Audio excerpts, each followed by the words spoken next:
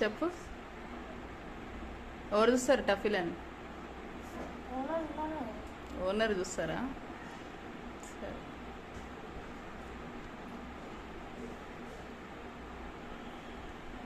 వీడికి రావచ్చు కదా మళ్ళా, ఆడనే ఉండాలని ఏముంది?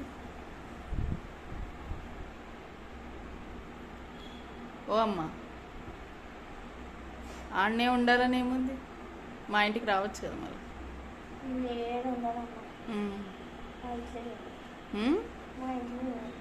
నీ ఇంట్లో నువ్వు ఉంటే సైలెంట్గా ఉండాలి మళ్ళీ. ఏనన్నా పోయి ఎట్లా బతుకుతావు? ఓడి పెడతాడు.